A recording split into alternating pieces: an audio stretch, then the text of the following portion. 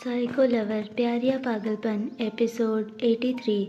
रेहान की बात सुनकर रूही को समझ में नहीं आ रहा था कि वो उसे कैसे मना करे। उसने रेहान का हाथ पकड़कर उसे समझाते हुए कहा, रेहान जी प्लीज़ हमारी बात को समझिए, हम ऐसे आपके साथ नहीं रह सकते। आप एक लड़के हैं और हम। रूही इससे आगे कुछ कहती उससे पहले रेहान ने उसे कमर से पकड़कर अपने पास खींचते हुए कहा, और तुम मेरी गर्लफ्रेंड हो, तुम समझ नहीं रही हो मुझे हनी। मैं कह रहा हूँ ना, हम साथ में रहेंगे। तुम उस घटिया हॉस्टल में नहीं रहोगी, तुम मेरे साथ रहोगी, मेरे फार्म हाउस पर। और रही बात मेरी, मैं यहाँ पर आता जाता रहूँगा, इसीलिए तुम अकेली सेफली यहाँ पर रह सकती हो। रेहान के मुंह से घटिया हॉस्टल वाली बात रूही को पसंद नहीं आई। उसने अपनी नज़रें फेरते हुए उसे कहा, आप जिस हॉस्टल को घटिया बोल रहे हैं भूलिए मत, हम वहाँ से आए हैं, उसी घटिया जगह से। रूही की बात सुनकर रेहान ने लंबी सांस भरी और उसका फेस अपने हाथ में लेते हुए बोला, मैं हॉस्टल को घटिया बोल रहा हूँ हनी, ना कि तुम्हें। तुम ऐसा सोच भी कैसे सकती हो। रेहान की बात का रूही ने कोई जवाब नहीं दिया, जिसे देखकर रेहान ने उसे अपनी बाहों से आज़ाद करते हुए कहा, ठीक है, जाओ तुम उसी जगह पर। तुम्हें तो मेरे साथ रहने में प्रॉब्लम हो रही है ना, मैं तुम्हें हॉस्टल छोड़ आता हूँ। इतना बोलकर रेहान रूम से बाहर जाने लगा। तभी रूही ने उसका हाथ पकड़ लिया और उसके सामने आते हुए बोली, हमें माफ़ कीजिए, हमारे कहने का वो मतलब नहीं था, हम तैयार हैं आपके साथ रहने के लिए। इतना बोलकर रूही चुप हो गई। रूही को चुप होता हुआ देखकर रेहान उसे घूरते हुए बोला, पर वॉट। रेहान की बात सुनकर रूही ने उसकी आंखों में देखते हुए मासूमियत से कहा, पर हम सपना को क्या कहेंगे। रूही की बात सुनकर रेहान ने अपने दांत पीसते हुए कहा, उसका टेंशन तुम क्यों ले रही हो हनी, बोलो उसे कॉल करके कि तुम अब मेरे साथ रह रही हो। इतना बोलकर वो रूही को देखने लगा, जिसने अपना सर हाँ में हिला दिया, जिसे देखकर रेहान मुस्कुराया। उसने रूही का हाथ पकड़ा और उसे अपने साथ रूम से बाहर ले जाते हुए बोला, चलो सबसे पहले हम लंच करते हैं, ठीक है, हम दोनों ने सुबह से कुछ नहीं खाया। इतना बोलकर वो रूही को नीचे किचन एरिया में लेकर गया। रेहान ने किचन में एक कढ़ाई निकाली, उसे गैस पर चढ़ा दिया, जिसे देखकर रूही हैरान होकर बोली, ये आप क्या कर रही हैं। रूही की बात सुनकर रेहान बोला, लंच बना रहा हूँ हम दोनों के लिए। रेहान की बात सुनकर रूही मासूमियत से बोली, आपको खाना बनाना आता है। हाँ, मैं काफ़ी अच्छा खाना बना लेता हूँ, तुम बस मुझे देखो। इतना बोलकर उसने रूही को कमर से पकड़कर स्लैब पर बैठा दिया। रूही बस उसे देखती ही रह गई। रेहान ने एक साइड सैलेड काटना स्टार्ट कर दिया और कढ़ाई में चिकन बॉईल करने के लिए डाल दिया, जिसे देखकर रूही को उल्टी जैसा फील होने लगा, क्योंकि वो वेजिटेरियन थी, वो नॉनवेज नहीं खाती थी। रूही बस रेहान की कुकिंग स्किल्स देखती रह गई। उसे बिल्कुल भी नहीं लगा था कि रेहान इतना अच्छा खाना बनाना जानता है, क्योंकि जैसा वो सब पर रौब झाड़ता है, उसे देखकर कोई नहीं बोल सकता कि उसे सब्जी भी काटनी आती होगी।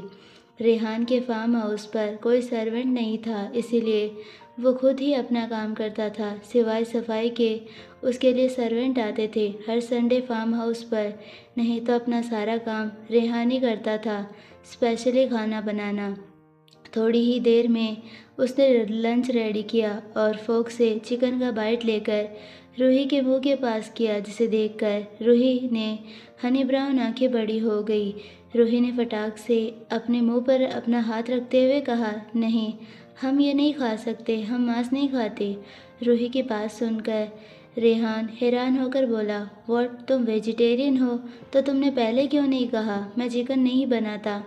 रेहान की बात सुनकर रूही ने अपने मुंह से हाथ हटाकर कहा, कोई बात नहीं, आप खा लीजिए। रूही की बात सुनकर रेहान ने प्लेट साइड में रखते हुए कहा, रुको, मैं तुम्हारे लिए कुछ वेज फूड बनाता हूँ। जैसे ही रूही ने रेहान की बात सुनी, उसका हाथ पकड़ते हुए बोली, नहीं नहीं, पहले ही आपने इतनी मेहनत की है, अब और मत कीजिए, आपने वो खीरा काटा है ना, हम वो खा लेंगे। रूही की बात सुनकर रेहान ने चिकन के साइड वाली प्लेट की तरफ देखा, जिसमें ढेर सारा सैलेड उसने काट के रखा था, जिसे देखकर रेहान रूही से बोला, आर यू श्योर कि तुम्हारा पेट उससे भर जाएगा।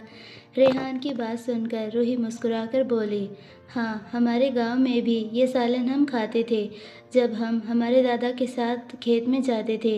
रूही की बात सुनकर रेहान ने सैलेड की प्लेट उसकी तरफ बढ़ाते हुए कहा, ठीक है खाओ तुम इसे, तब तक मैं आया। इतना बोलकर रेहान ने फ्रिज ओपन किया और उसमें से एक बॉक्स निकालकर रूही को दिया, जिसे देखकर रूही उससे हैरान होकर बोली, ये क्या है? रेहान उसकी बात सुनकर अपने चिकन की प्लेट उठाकर उसमें से एक बाइट खाते हुए बोला, तुम खुद ही ओपन करके देख लो। रेहान की बात सुनकर रूही ने वो बॉक्स ओपन करके देखा तो उसका चेहरा खिल गया, क्योंकि उसमें अलग अलग टाइप के डोनट्स थे, chocolate, strawberry, vanilla, butterscotch. Ruhi ने बॉक्स में से एक डोनट उठाते हुए कहा, क्या आपने ये हमारे लिए लेकर आए थे? रूही का सवाल सुनकर रेहान मुस्कुराकर अपना सिर हाँ में हिला दिया, जिसे देखकर रूही मुस्कुराते हुए डोनट खाने लगी और रेहान उसे खाते हुए देखने लगा, जिससे रूही काफ़ी अनकंफर्टेबल फील कर रही थी, पर वो रेहान को कुछ कह भी नहीं सकती थी कि वो उसकी तरफ ना देखे। यही सब सोचते हुए रूही उससे नज़रें चुराते हुए खाना खाने लगी। महाबल्लभेश्वर में इस वक्त सपना, आदि और रोशनी के साथ बैठकर बातें कर रही थी। उसने हैरान होकर आदि से कहा, ये तुम क्या कह रहे हो? तुम्हारा बड़ा भाई भी है जो बिल्कुल तुम्हारी तरह दिखता है। सपना की बात सुनकर आदि ने मुस्कुराकर कहा, हाँ, पर तुम इतना क्यों हैरान हो रही हो? अच्छा, अब पता चला तुम हैरान क्यों हो, क्योंकि तुमने कभी जुड़वा लोगों को नहीं देखा है ना? आदि का सवाल सुनकर सपना ने परेशान होकर कहा, नहीं आदि, ऐसी बात नहीं है, पर मुझे तुमसे कुछ पूछना था कि भले ही तुम और तुम्हारा भाई एक जैसे दिखते होंगे, पर तुम दोनों में एक ऐसी अलग चीज़ होगी जिससे पता चल पाए कि तुम दोनों अलग अलग हो, जिनसे पता चल जाए कि आदि कौन है और रेहान कौन है। सपना की बात सुनकर आदि ने मुस्कुराकर कहा, हाँ, हम दोनों में बहुत सी अलग अलग चीज़ें हैं जिससे पता चल सकता है कि मैं कौन हूँ और वो कौन है। पहली बात तो हम दोनों का नेचर। मेरा नेचर तुम जान ही गई हो, पर भाई का बता दो, वो काफ़ी अग्रेसिव है। दूसरी बात, हमारी आँखें, मेरी आंखें डीप ब्लैक है और भाई की ओशन ब्लू कलर की है। इससे साफ पता लगाया जा सकता है।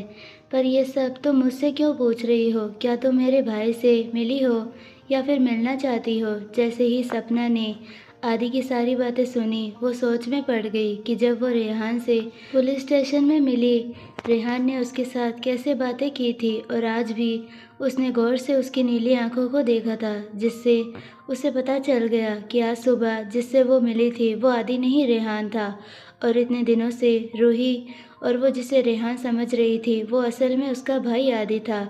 इतना बड़ा कन्फ्यूज़न हो गया था उसे और रूही से आदि को पहचानने में। अब सपना को पता नहीं क्यों पर रूही की फिक्र हो रही थी। सपना को खोया हुआ देखकर रोशनी ने उसे हिलाते हुए कहा, क्या हो गया तुम्हें सपना, सब ठीक तो है ना? रोशनी की बात सुनकर सपना होश में आई और उसने रोशनी और आदि से कहा, वो मुझे रूही की फ़िक्र हो रही है, उसे कॉल करना था मुझे, पर उससे पहले मुझे तुम लोगों से बात करनी थी। सपना के मुंह से रूही का नाम सुनकर रोशनी हैरान होकर बोली, अरे हाँ, मैं तुम्हें ये पूछना ही भूल गई कि रूही कहाँ है, दिखाई नहीं दी मुझे। वो तुम्हारे साथ ही होती है ना, कहाँ है वो? रोशनी की बात सुनकर सपना ने कहा, रूही मुंबई चली गई आदि के भाई के साथ। जैसे ही आदि ने रेहान का जिक्र सुना वो हैरान हो गया, उसका मुंह खुला का खुला रह गया। वो हैरान होकर सपना से बोला, क्या ब्रो के साथ, वो भी रूही? पर क्यों, कैसे, और वो ब्रो को कैसे जानती है?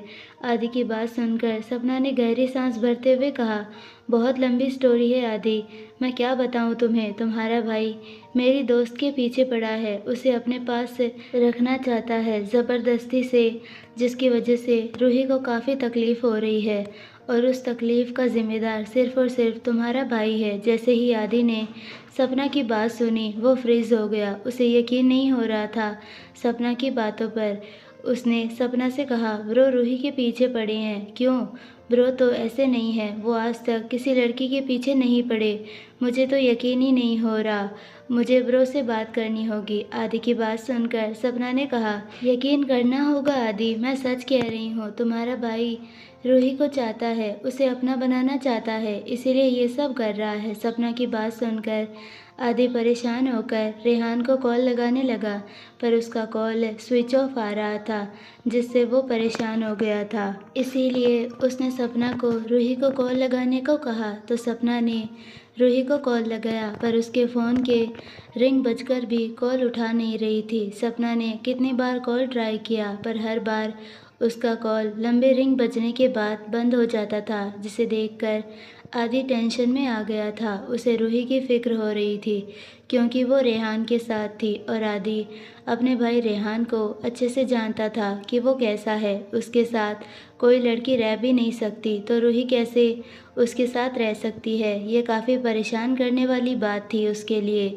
आदि को परेशान होता देखकर रोशनी ने उसके कंधे पर हाथ रखते हुए कहा, आदि चिंता मत करो, रेहान कुछ नहीं करेगा। रूही के साथ तुम टेंशन मत लो, मैं रूही को अच्छे से जानती हूँ, वो संभाल लेगी, उसके साथ कुछ गलत नहीं होगा। रोशनी की बात सुनकर आदि ने अपनी आंखें बंद कर ली और लंबी सांस भरते हुए कहा, अगर डैड को ये पता चला ना रोशनी, तो डैड ब्रो की बैंड बजा देंगे। ब्रो क्या पागल हो गए हैं जो ऐसी हरकतें कर रहे हैं? ओ गॉड। रात का वक्त फार्म हाउस। रेहान इस वक्त रूम में रेडी हो रहा था और रूही बेड पर बैठकर उसे देख रही थी। कितना हैंडसम लग रहा था रेहान इस वक्त। ब्लैक जीन्स और ब्लैक शर्ट में कातिल लग रहा था। उसकी पर्सनैलिटी किसी हीरो से कम नहीं थी। रेहान ने परफ्यूम लगाते हुए रूही से कहा, मैं ठीक 3 घंटे बाद आऊँगा हनी, तब तक तुम आराम करो, मुझे वेला जाना होगा। डैड का कॉल आया था, उन्हें मुझसे काम है। रेहान की बात सुनकर रूही मासूमियत से बोली, ठीक है, आप जाइए, हम यहाँ अकेले रह लेंगे। रूही की बात सुनकर रेहान उसके पास आया और उसके चिक्स को किस करके रूम से बाहर चला गया। उसके जाते ही रूही बेड पर लेट गई, उसकी आंखें आंसुओं से भर गई। उसने भरे गले से खुद से कहा, कान्हा जी, हम जो कर रहे हैं क्या वो ठीक है? वो हमसे प्यार करते हैं और हमने जो आज कदम उठाया है क्या वो ठीक है उनके लिए और हमारे लिए? पर हम खुश हैं उनके साथ, हमें वो पसंद है, हम उनका साथ कभी नहीं छोड़ेंगे, चाहे कुछ भी हो जाए, भले ही भाई हमारे खिलाफ जाए, और हमें यकीन है वो हमें रेहान जी के साथ देखना कभी पसंद नहीं करेंगे। इतना बोलकर उसने अपनी आंखें बंद की। फार्म हाउस के पार्किंग एरिया में रेहान इस वक्त स्मोक करते हुए कार से टेक लगाकर खड़ा था। वो कॉल पर आदि से बात कर रहा था। उसने गुस्से में आदि को डांटते हुए कहा, मैंने कहा ना तुम्हें, ये मेरा मैटर है, इसमें तुम ना पढ़ो तो तुम्हारे लिए अच्छा है, नहीं तो मैं डैड को तुम्हारे बारे में बता दूंगा। क्या तुम चाहते हो कि डैड को रोशनी के बारे में पता चले? रेहान की बात सुनकर आदि ने फ़ोन के दूसरे साइड से कहा, ब्रो, आपने प्रॉमिस किया था आप डैड को कुछ नहीं बताएंगे मेरे और रोशनी के बारे में। आप इतना चिढ़ क्यों रहे हैं? मैं बस रूही के बारे में आपसे पूछ रहा था। आदि के मुंह से बार बार रूही का नाम सुनकर रेहान ने गुस्से में तेज़ आवाज़ में कहा, मेरे पेशेंस का टेस्ट मत करो आदि, मैंने कहा ना एक बार कि वो मेरा और उसका मैटर है, तुम बीच में मत पड़ो तो बात ख़त्म। और उसका नाम मत लो अपने मुंह से। आई हेट कि कोई लड़का उसका नाम अपने मुंह से बार बार ले, भले ही वो मेरा भाई क्यों ना हो। और मुझे बार बार कॉल करके डिस्टर्ब मत करो, कुछ गलत नहीं करूँगा उसके साथ, इतना दिमाग है मुझ में, तो अपना फालतू का ज्ञान मत दो। इतना बोलकर रेहान ने आदि की बात सुने बिना कॉल कट कर दिया और अपनी सिगरेट पैर से कुचलकर कार में बैठ गया। कुछ ही देर बाद वो कार को स्टार्ट करके फार्म हाउस से बाहर निकल गया। रूही बेड पर यहाँ से वहाँ करवट ले रही थी, पर उसे नींद नहीं आ रही थी। उसे भूख भी लगी थी, क्योंकि सैलेड से उसका पेट नहीं भरा था, इसीलिए वो बेड से उठी और रूम से बाहर जाने लगी। तभी उसकी नज़र बिखरे हुए कांच और फूटी हुई परफ्यूम की बॉटल पर गई, जो फ्लोर पर टूटकर बिखरे पड़े थे। रेहान की वजह से रूही का ध्यान वहाँ गया ही नहीं। अब उसकी नज़र बिखरे हुए कांच पर गई, जिसे देखकर वह उन्हें उठाने लगी। सारे कांच के टुकड़े उसने अपने एक हाथ में इकट्ठा कर लिए और उन्हें ध्यान से संभालते हुए रूम के एक कोने की तरफ ले जाने लगी। तभी एक कांच का टुकड़ा जो फ्लोर पर ही रह गया था, उस पर रूही का पैर पड़ा, जिससे कांच का टुकड़ा उसके पैरों में घुस गया। रूही की एक तेज़ चीख निकल गई। उसे अपने पैरों पर हद से ज़्यादा दर्द हो रहा था। वो जल्दी से लंगड़ाते हुए रूम के कोने में रखे हुए डस्टबिन के पास गई, जो एक कोने में रखा हुआ था। उसने हाथ में पकड़े हुए सारे कांच के टुकड़े उसमें डाल दिए और बेड पर आकर बैठ गई। उसने अपना पैर देखा, जहाँ से खून आने लगा था। उसने जल्दी से डरते हुए कांच का टुकड़ा पैर से निकाला। उसे हद से ज़्यादा दर्द होने लगा था। उसने जल्दी से अपने दुपट्टे से पैर में आ रहे खून को साफ किया। थोड़ी देर तक वो अपने दुपट्टे को पैर से लगाकर बैठी रही। तब तक खून भी रुक गया था। उसने दुपट्टा हटाकर अपने पैर को देखा, जहाँ पर कांच धंसने के कारण गहरा कट लग गया था। उसे अपने पैरों में हद से ज़्यादा दर्द हो रहा था, पर क्या करे? वो इस वक्त कुछ नहीं कर सकती थी। उसे भूख भी लगी थी, तो वो बेड से जैसे तैसे करके उठी और लंगड़ाते हुए नीचे किचन में चली गई। किचन में आकर सबसे पहले उसने हल्दी लेकर पैर पर लगाई, जिससे उसका दर्द थोड़ा कम हुआ। उसने अपना दुपट्टा निकालकर स्लैब पर रख दिया और अपने लिए खाना बनाने लगी। उसने सबसे पहले कुकर में दाल डाल दी बॉईल करने के लिए और दूसरे गैस पर चावल चढ़ा दिए। कुछ ही मिनट में उसने अपने खाने के लिए दाल चावल बनाकर रेडी कर दिए। वो प्लेट लेकर हॉल में सोफे पर आकर बैठ गई। उसे काफ़ी अजीब लग रहा था। अकेले रहने में उसे बिल्कुल भी आदत नहीं थी। अकेले रहने की इतने बड़े फार्म हाउस में वो बस थी, उसके अलावा यहाँ पर कोई नहीं था। थी तो बस खामोशी, और उस खामोशी को तोड़ते हुए बजते हुए रूही की पायल, जो हर तरफ गूंज रही थी। कुछ ही देर बाद रूही ने अपना डिनर फिनिश किया और पूरे फार्म हाउस में घूमने लगी। उसने इतना लग्जरियस फार्म हाउस देखकर काफ़ी अच्छा लग रहा था, पर इतनी महंगी चीज़ों को देखकर उसे अपनी हैसियत भी याद आ रही थी कि वो क्या है और वो अभी क्या कर रही है। ये सारा रेहान ओबरॉय का है, ना कि उसका। और आज वो इतने बड़े आदमी के घर में है, उसकी बनकर। पता नहीं क्यों, पर रूही को ये बात हज़म नहीं हो रही थी कि वो खुद के दम पर सब कुछ करने वाली लड़की थी। उसे ये सब बिल्कुल भी पसंद नहीं था, पर आज रेहान के आगे वो सब कुछ भूल गई थी। अपनी मर्यादा, अपना मान सम्मान, अपनी हैसियत कि वो क्या है, बस एक मामूली गांव की लड़की। ये सब याद करके पता नहीं उसे क्या हुआ। वो जल्दी से रूम में चली गई। उसने अपना बैग पैक किया और फार्म हाउस से बाहर जाने के लिए तैयार हो गई। उसे यहाँ रहना अच्छा नहीं लग रहा था, क्योंकि उसे अपनी जॉब का जो ख्याल आया। उसे अपने जॉब पर जाना था, जिस वजह से वो हॉस्टल जाने के लिए रेडी हो गई। वो अपना बैग लेकर मेन डोर पर आई और जैसे ही उसे खोलने लगी तो वो हैरान हो गई, क्योंकि मेन डोर खुल ही नहीं रहा था, क्योंकि वो लॉक था। रेहान डोर को लॉक करके चला गया था, जिसकी उम्मीद उसे बिल्कुल भी नहीं थी। वो अपना बैग लेकर ज़मीन पर डोर से टेक लगाकर बैठ गई। उसने खुद से कहा, हे कान्हा जी, हमें ऐसे घर में बंद करके वो कैसे जा सकते हैं? क्या उन्हें पता नहीं है कि हम यहाँ से जाने वाले थे, इसीलिए हमें घर में बंद करके चले गए? इतना खुद से बोलकर रूही ने अपने बैग से फ़ोन निकालकर रेहान को कॉल लगाया, पर उसने उसका कॉल नहीं उठाया। थक हार कर रूही ने 4 बार कॉल करके फ़ोन कट कर दिया। तभी उसने देखा उसके फ़ोन पर सपना के कई सारे मिस कॉल्स आए थे, जिसे देखकर उसने जल्दी से सपना को कॉल लगाया। 2 रिंग में ही सपना ने कॉल उठाकर रूही से कहा, रूही तू कहाँ है यार? कॉल क्यों नहीं उठा रही थी? तू जानती है मैं कितना परेशान हो गई थी तुम्हारे लिए। क्या तुम ठीक हो? सपना की बात सुनकर रूही ने मुस्कुराते हुए कहा, हाँ सपना, हम ठीक है, तुम चिंता मत करो। तुम ये बताओ तुम क्या कर रही हो और मुंबई कब आ रही हो? रूही की बात सुनकर सपना ने कहा, अच्छा हुआ तू ठीक है, मैं परेशान हो गई थी।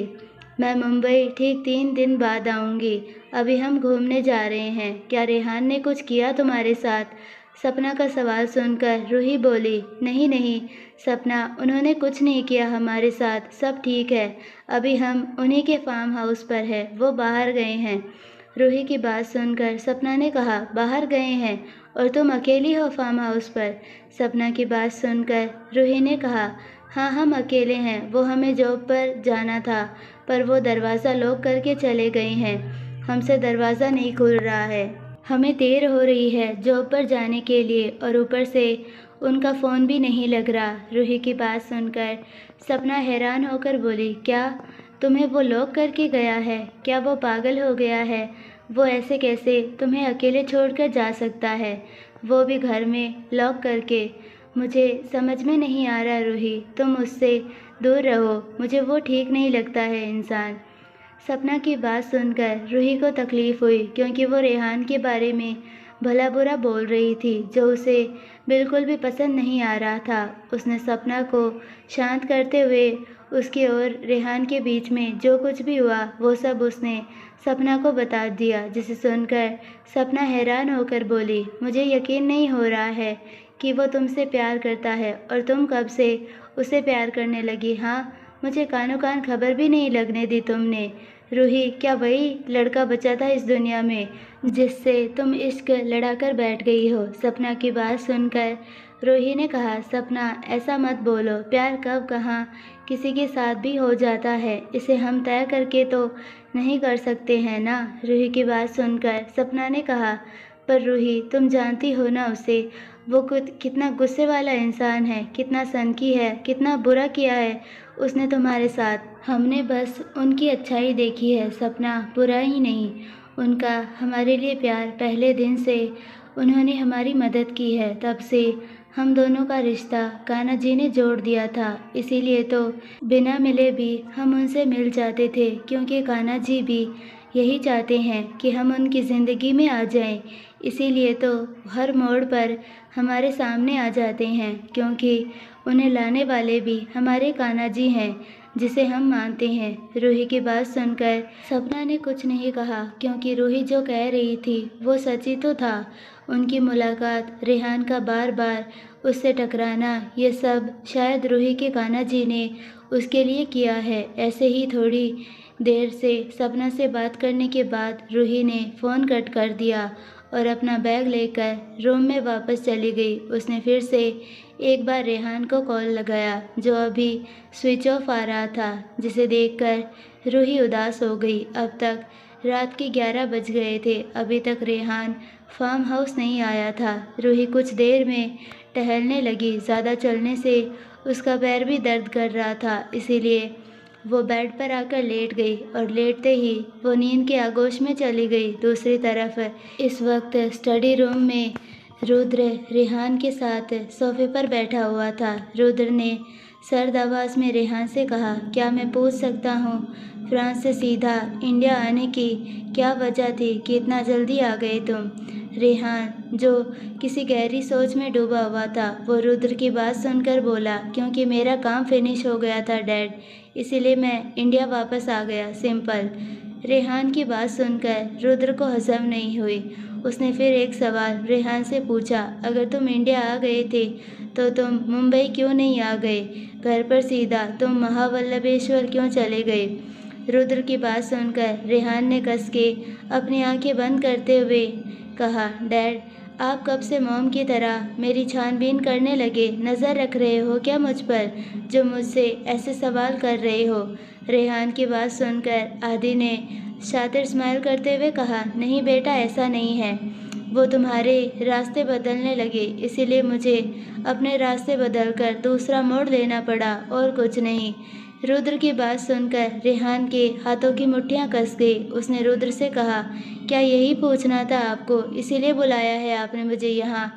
रेहान की बात सुनकर रुद्र ने मुस्कुराकर कहा, अरे नहीं बेटा, वो टेबल पर रखे हुए कुछ डॉक्यूमेंट पढ़ो जो ग्रुप के लीडरशिप के हैं, जिस पर तुम्हारे सिग्नेचर्स चाहिए थे, इसीलिए तुम्हें यहाँ पर बुलाया है। रुद्र की बात सुनकर रेहान ने टेबल से डॉक्यूमेंट उठाए और उसे पढ़ने लगा। कुछ ही देर बाद उन्हें पढ़कर रेहान ने उन डॉक्यूमेंट पर साइन कर दिए। रेहान अपनी जगह से उठा, तभी रुद्र उसे बोला, कहाँ जा रहे हो? बैठो, यहाँ मेरे कुछ खास दोस्त आने वाले हैं जो तुमसे मिलना चाहते हैं। रुद्र की बात सुनकर रेहान कुछ नहीं बोला और अपनी जगह पर वापस बैठ गया।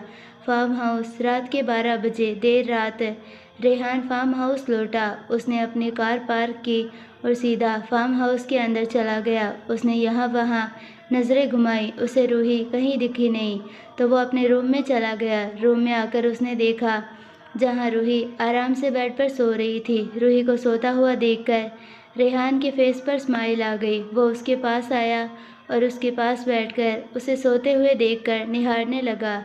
सच में वो सोते हुए किसी प्रिंसेस से कम नहीं लग रही थी। अकेले किंग साइज बेड पर वो इस वक्त सोते हुए काफ़ी क्यूट लग रही थी।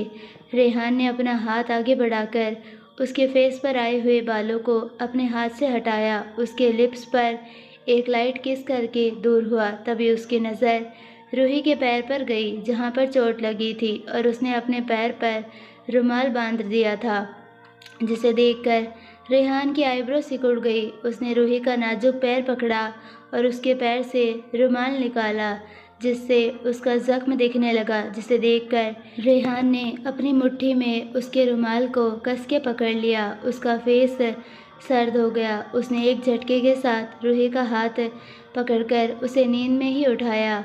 इसके लिए रूही बिल्कुल भी तैयार नहीं थी, क्योंकि वो नींद में थी। वो अचानक डर के उठ गई और सीधा रेहान के गले लग गई। उसे समझ में नहीं आया कि क्या हुआ। तभी उसकी आंखें खुली और उसे अंधेरे में जानी पहचानी खुशबू आने लगी, जिसे सूंघकर वो रेहान से दूर हुई। उसके गुस्से से भरे फेस को देखकर वो डर गई। उसे लगा ये उसका सपना है और वो सपना देखने की वजह से नींद से जागी है। पर तभी रेहान ने उसकी बाहें पकड़कर गुस्से में उसे कुछ कहा, जिसकी वजह से वो होश में आई कि ये उसका सपना नहीं है।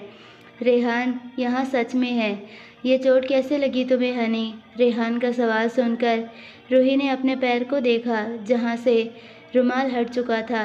रूही ने रेहान के गुस्से से भरी आंखों में देखते हुए कहा, वो कांच घुसने की वजह से बस हल्की चोट आई है, ठीक हो जाएगी।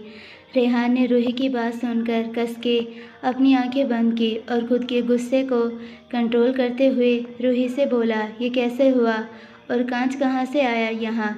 तुम्हें कैसे लगे? रेहान की बात सुनकर रूही ने नज़रें झुकाकर कहा, वो आपने गुस्से में कांच फोड़ दिया था ना? वही कांच के टुकड़े रूम में फैले हुए थे, तो हमें या आपको ना लग जाए इसीलिए उन्हें उठा के ले जा रहे थे, तब लगा ये हमें।